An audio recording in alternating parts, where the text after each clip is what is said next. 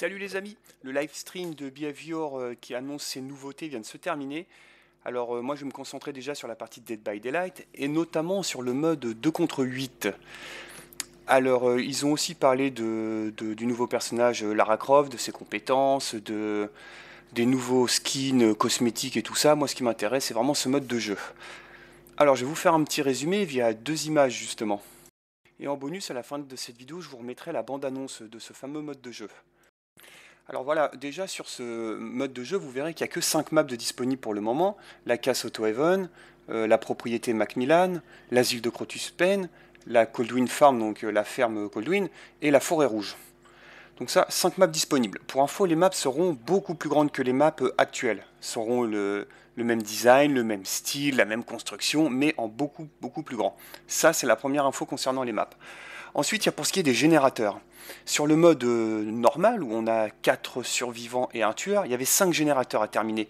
Maintenant, il y en aura 8, et la map en comptera 13 en tout. Actuellement, il y avait 5 gènes à terminer parmi 6 ou 7, quoi. Il n'y aura non plus de crochets. Ce seront des cages un petit peu comme avec Pyramid Head.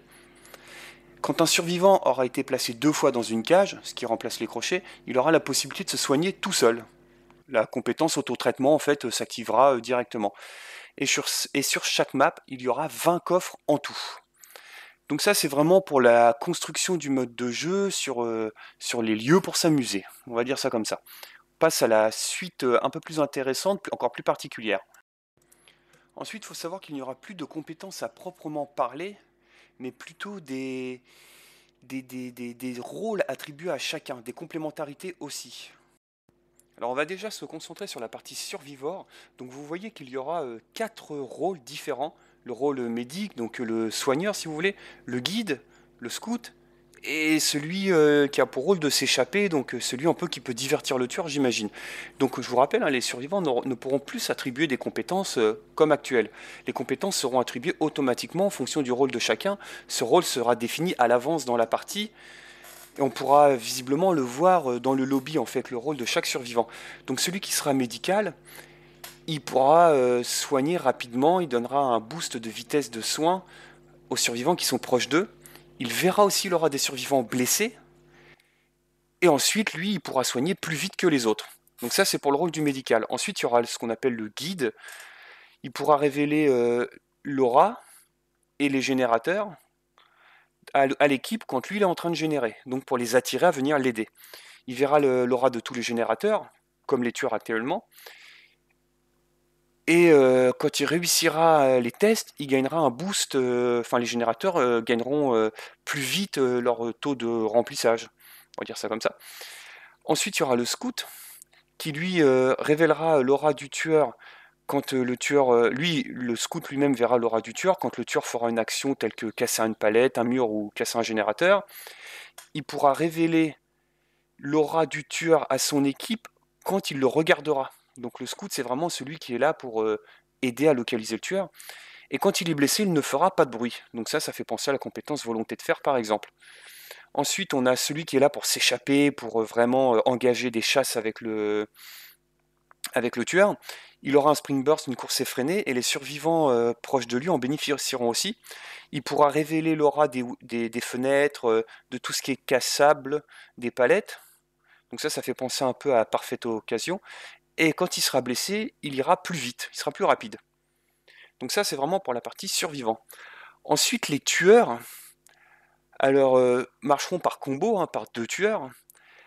Donc on a le piégeur, il sera plus rapide désormais pour poser ses pièges. Il pourra donner des boosts de vitesse à son équipier. Et il aura plus de pièges, évidemment, puisqu'il y a plus de survivants.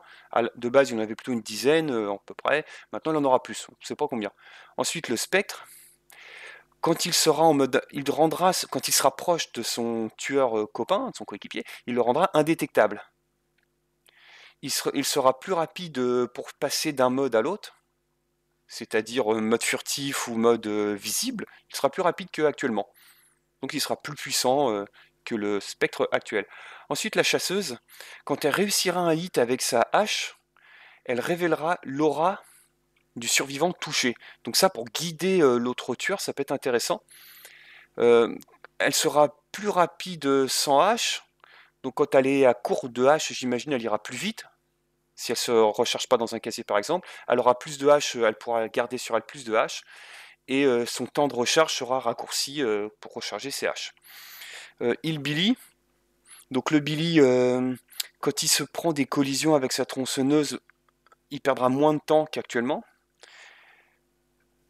Il pourra exposer les survivants quand il court avec sa tronçonneuse. Là, je vois pas exactement ce que ça veut dire. Il sera plus facile à contrôler quand il utilisera sa tronçonneuse. Et par contre, sa tronçonneuse ne pourra plus one-shot a priori. Ensuite, il y a l'infirmière. Alors, elle aura un rayon de TP agrandi. Elle pourra vraiment faire des TP sur des plus grandes distances. Quand elle se rapproche de son coéquipier, elle aura elle aura la possibilité d'enchaîner plus de TP si je ne me trompe pas. Elle pourra enchaîner sur de plus grandes distances ses TP. Et quand elle a terminé ses TP, elle baisse la tête et là elle a une fatigue. Ce temps-là sera réduit aussi. Donc la Nord, si elle est maîtrisée, ça peut vraiment être très violent. Voilà pour la partie sur les survivants et sur les tueurs, sur le fonctionnement en fait. Donc il faut bien comprendre que les compétences seront attribuées d'office. Pas actuellement où on peut choisir et faire un petit peu sa mayonnaise, quoi. Voilà ce que je pouvais vous dire sur ce mode de jeu. Après, je vous dis à bientôt pour une nouvelle vidéo, puis je vous propose de regarder la bande-annonce si ça vous intéresse de ce mode de jeu. Allez, ciao!